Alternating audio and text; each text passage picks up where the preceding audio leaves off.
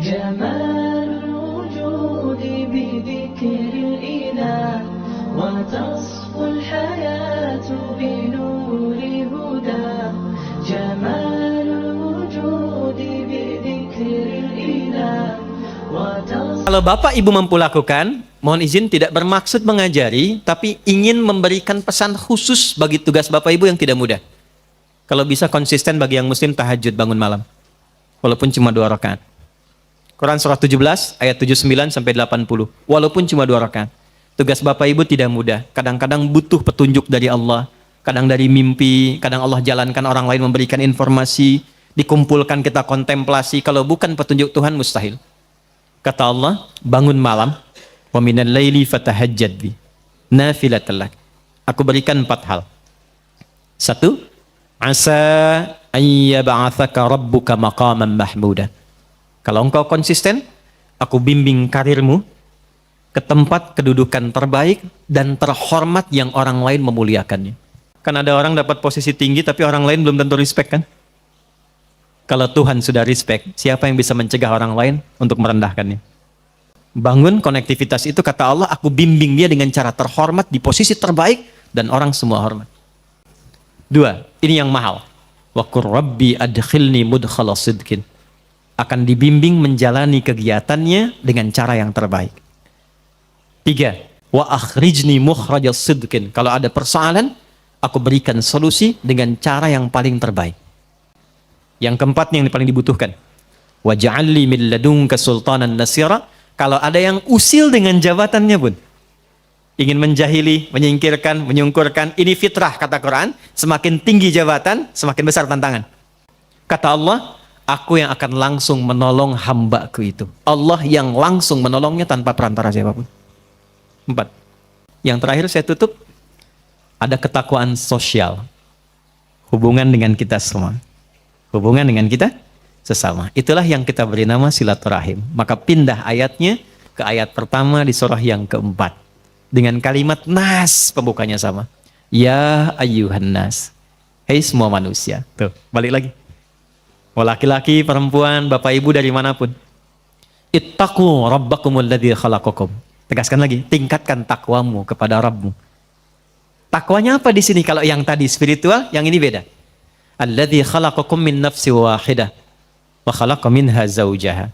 Yang telah mencipta engkau dari bapak yang sama, dari satu ibu yang sama. Maksudnya apa? Kalaupun kita beda keyakinan, membangun hubungan baik dengan sosial, setidaknya samakan di satu persepsi berasal dari bapak yang sama, Adam alaihissalam. Jadi kalau nggak sepakat di nilai-nilai keyakinan spiritual, sepakatlah di nilai kemanusiaan yang sama. Karena itu jangan batasi pergaulan sosial kita hanya dengan yang muslim saja. Kalau pengajian silahkan yang muslim, yang lain punya acara lain. Tapi kalau nilainya sama-sama yang sifatnya sosial, bakti sosial, kegiatan umum, libatkan semua sehingga merasakan kenikmatan yang sama. Minimal kita sepakat dari satu bapak yang sama. Janganlah, dia kafir, nggak boleh. Ya? Dia nggak sama keyakinannya, nggak boleh. Tempatkan dalam satu hal yang sama. Bukankah Quran begitu bijak? Ya. Bukankah Quran begitu indah? Ketika menempatkan pada nilai spiritual, eksklusif. Ketika nilai-nilai itu sosial, buka. Wabatha minhuma rijalan katsiran wa nisaa. Setelah itu, lahirlah keturunan-keturunan menyebar, lelaki perempuan. Dalam pergaulan itu boleh jadi ada khilaf yang membuat pergaulan dan hubungan menjadi kusut. Maka turunlah kelengkapan ayatnya. Wattaqullah, hei yang muslim, bertakwalah kepada Allah. Jangan sampai di dunia rajin sholat, tapi punya masalah dengan teman-temanmu sehingga engkau sulit untuk dihisab di hari kiamat. Hadis Muslim, riwayat sahabat Abu Hurairah. Maaf, ada orang yang disebut Nabi bangkrut di hari kiamat. Izin, ini masih ada waktu? Masih. Sampai jam berapa kita?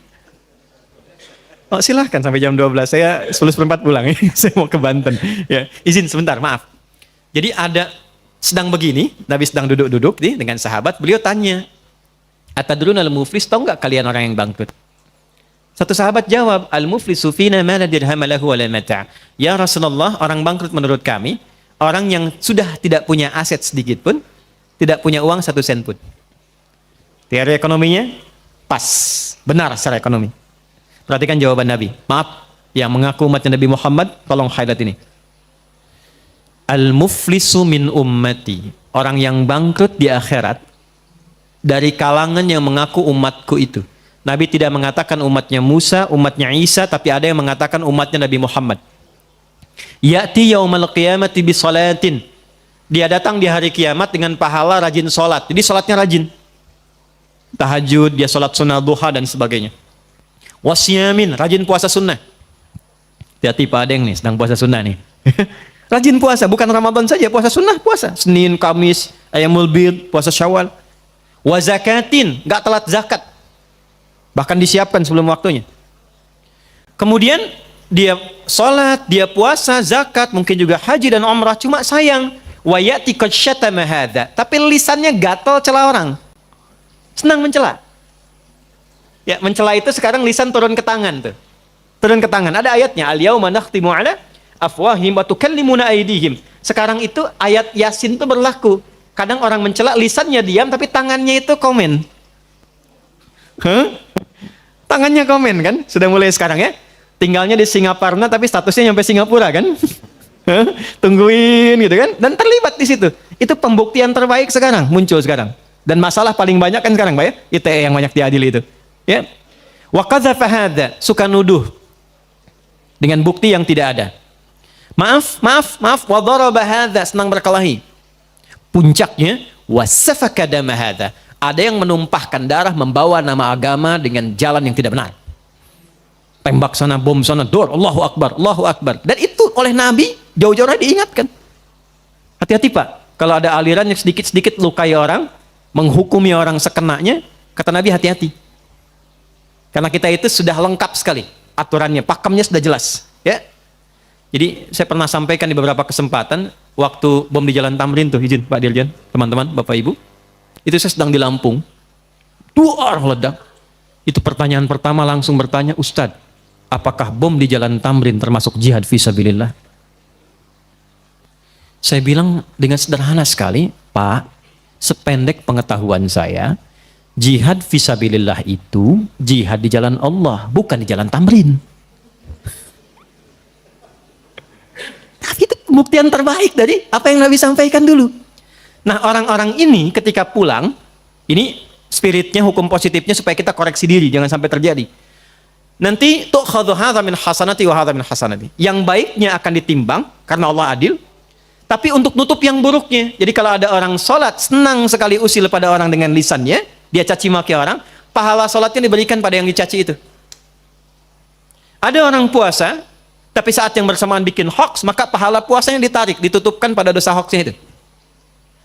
Ada orang haji, saat bersamaan fitnah, orang diambil pahala haji diberikan pada yang difitnah itu. Fa in faniyat hasanatuhu, kalau habis modalnya masih tersisa yang buruknya. Pernah mencela orang, ini habis modalnya. Maka itu yang disebut dengan bangkrut. Faturiha finnar, dilemparkan ke neraka dulu untuk dicuci. Maka apa yang harus dilakukan saat masih hidup sebelum wafat? Fattaqullaha alladzi tasaaluna bihi wal arham.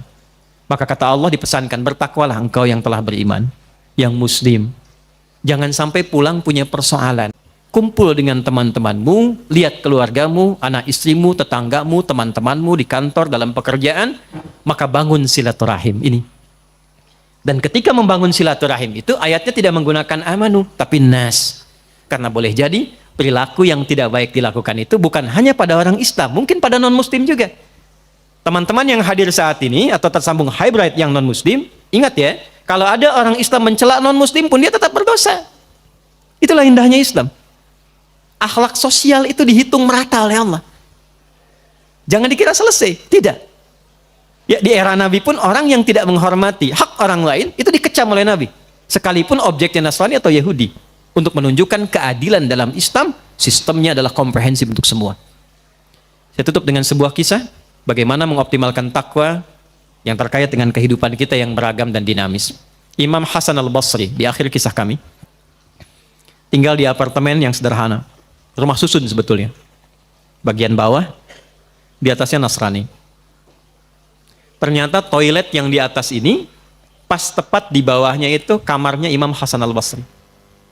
Imam Hasan al-Basri itu orang soleh, ahli fikih, ahli Quran, ketaatannya luar biasa, dekat dengan Allah, sering mimpi ketemu Nabi. Toilet di atas bocor Pak. langsung ke bawah, di sampingnya tempat tidur beliau. Saya tanya dulu ya, kalau Bapak Ibu dalam posisi itu kira-kira bagaimana dong? Keluar, ingatkan tetangga ya. Ini levelnya agak tinggi, ini takwa yang tinggi, yang memang agak sulit menirunya, tapi kita bisa mencari cara lain yang terbaik. Beliau tidak pernah mengingatkan dan menegur tetangganya, tapi mencari solusi untuk menenangkan dirinya. Ambil ember, ditadahi di bawahnya. Setiap kali penuh, buang, ganti lagi. Buang, ganti lagi. Ini kisah nyata, satu kali sakit. Nah, sakit tidak keluar, tetangga tahu. Yang Nasrani ini jenguk. Bagaimana ini kisahnya, kok beda keyakinan masih mau jenguk? Kalau tidak membangun hubungan baik, mustahil bisa turun menjenguk. Imam besar loh. Turun ke bawah, dijenguk. Begitu dibuka, akan dipersilahkan masuk kamar. Kaget yang tetangga Nasrani ini, bukan karena sakitnya Imam Hasan, tapi karena bocornya yang di atas yang beliau tahu itu dari tempatnya. Maka saking kagetnya beliau bertanya, "Yal Imam, mahadha?" Imam, apa ini katanya kan? Jawabnya ringan sekali, "Hadhi fajwah." Ini tuh bocor. Ini bocor. Kenapa Anda nggak bilang katanya kan? Apa jawabannya? Kalau saya bisa tangani sendiri, kenapa mesti merepotkan tetangga? Sudah berapa lama ini terjadi? 20 tahun. Tidak pernah diminta masuk Islam, tidak banyak ceramah tentang kemuliaan Islam, tidak pernah meminta masuk Islam lah begini begitu, tidak. Jatuh tersungkur mengatakan asyhadu an la ilaha illallah wa asyhadu anna Muhammadar Rasulullah. Intinya bukan pada seseorang mesti berislam atau tidak berislam, karena Allah pun melarang seseorang memaksa. Orang yang maksa orang lain masuk Islam itu dihukumi dosa. La ikraha fid din. Tapi orang Islam diminta menampilkan akhlak terbaik sehingga siapapun mengenal inilah real muslim itu seperti ini. Jadi saya mohon, Anda adalah hakim yang muslim, yang muslimah, tunjukkan bahwa Anda seorang muslim. Muslim tidak korupsi, muslim tidak menipu, muslim tidak berdusta, muslim disiplin, muslim sabar, dan muslim berperilaku baik kepada sesamanya. Jaga itu, karena kehormatan itu yang akan kita bawa di hadapan Allah saat dihisab.